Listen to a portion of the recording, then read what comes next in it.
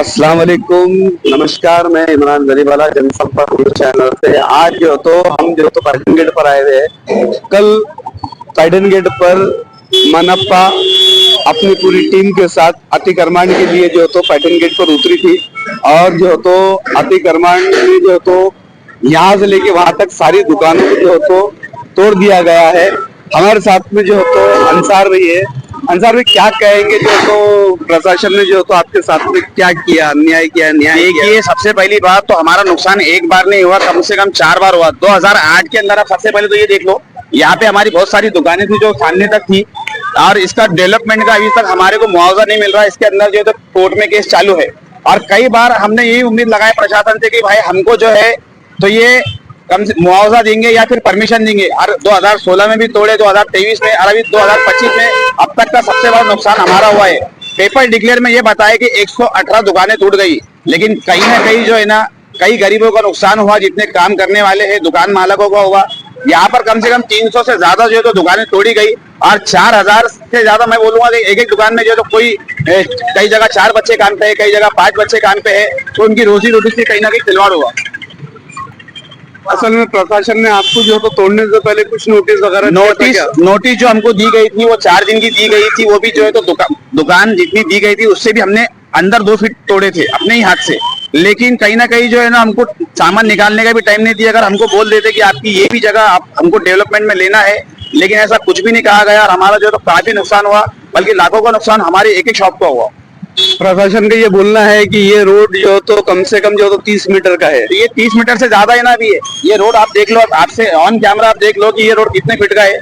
प्रशासन का बोलना है कि ये रोड इधर का 30 मीटर का है। अभी आप देख लो कितनी बड़ी सड़क है ये।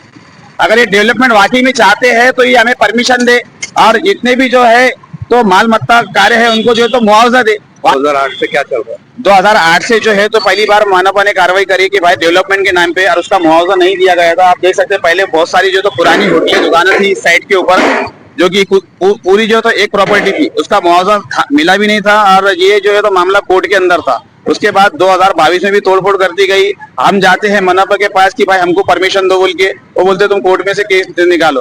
केस निकालेंगे तो पैसे देते क्या हो? नहीं देते।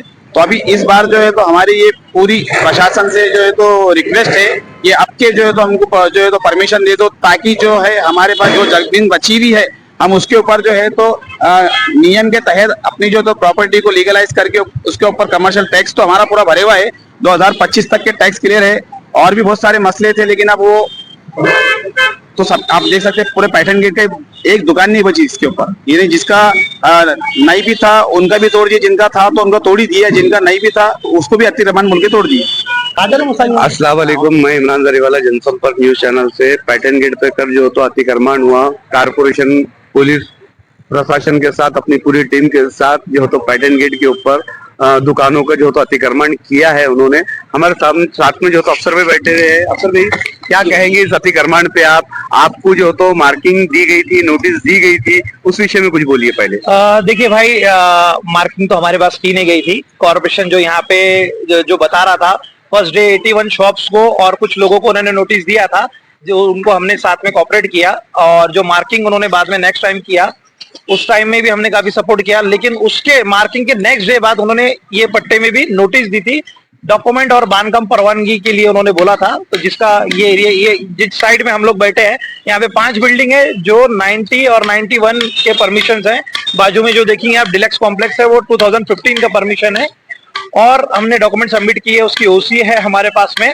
क्या वो हुआ है, सारी चीजें बांधकाम परवानगी दिया था। मैंने मीडिया भाइयों को भी दिखाया, हमारे जो प्रेस वाले थे उनको। और ये चीजें जो ही बहुत गलत हुआ। इसके अंदर 1000 बच्चे, 1000 फैमिली अगर आप देखा जाएंगे, ये बोलने के लिए 100 शॉप्स बोली जा रही है। एक एक दुकान में 4-4, 5-5 लोग हैं जिनका घर चलता है, और यहाँ किराए से कुछ शॉप्स है। और ऐसा हो गया है अभी कि उनको जो बच्चे जिनको रोज पगार मिलती थी, अब उनका घर कैसे चलेगा? सब रोज काम करके घर चलाने वाले बच्चे थे। ये दिक्कत बहुत बुरा हुआ जो भी हुआ है, और ये चीज अच्छी नहीं हुई है।